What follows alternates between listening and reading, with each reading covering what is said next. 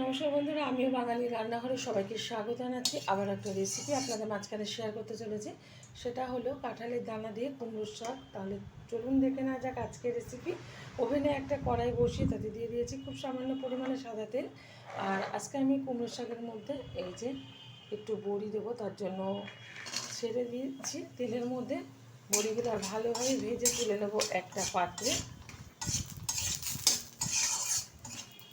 কুমড়োর শাকটা কিন্তু আজকে আমি নানা রকম সবজি দিয়ে করব, কারণ নানা রকম সবজি দিয়ে কিন্তু কুমড়োর শাক করলে ভীষণ ভালো লাগে। তো ভালোভাবে ভেজে তুলে নিচ্ছি একটা পাত্রে। বড়িগুলো ভেজে তুলে নেওয়ার পর আবারও কড়াইতে দিয়ে দিয়েছি বেশ কিছুটা সাদা তেল। তেলটা গরম হয়ে গেছে, তেলের মধ্যে দিয়ে দিচ্ছি কিছুটা পাঁচফোড়ন। আপনারা এখানে কালো জিরে ব্যবহার করতে পারেন, তো পাঁচফোড়ন দিয়ে কিন্তু বেশি ভালো লাগে নিরামিষ তরকারি।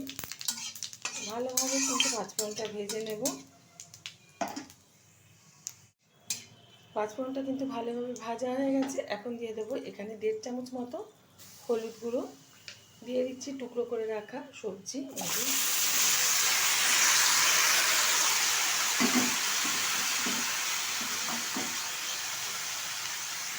ভালোভাবে নেড়ে চেড়ে নেব।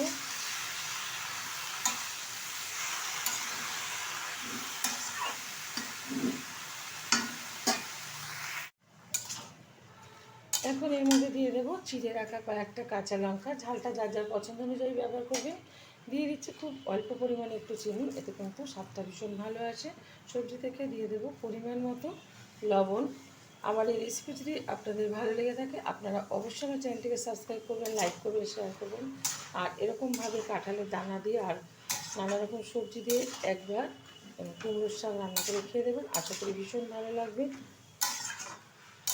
বড়িটা কিন্তু এখন দেবো না, বড়িটা নামানোর আগে দেবো, কিছুক্ষণ আগে। তো এখন একটু ভালো করে নেড়ে চেড়ে দিয়ে দিচ্ছি পরিমাণ মতো জল।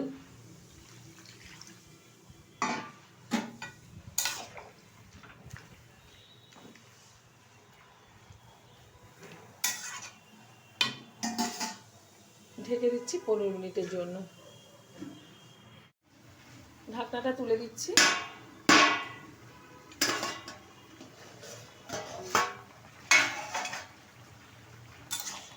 অনেকটা পরিমাণে এখনও ঝোল ঝোল ভাব রয়েছে। এখন এর মধ্যে দিয়ে দেব ভেজে রাখা বিউলির ডালের বড়ি।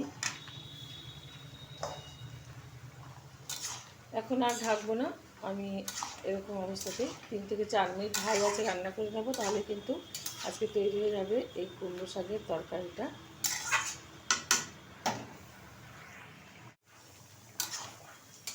কুমড়োর শাকটা কিন্তু হয়ে গেছে, নামিয়ে ঢেলে দেবো একটা পাত্রে। আর গরম গরম ডাল ভাতের সাথে কিন্তু এই সবজিটা আজকে সার্ভ করবো। দেখা হবে পরের ভিডিওতে নতুন কোনো রেসিপি নিয়ে। ধন্যবাদ।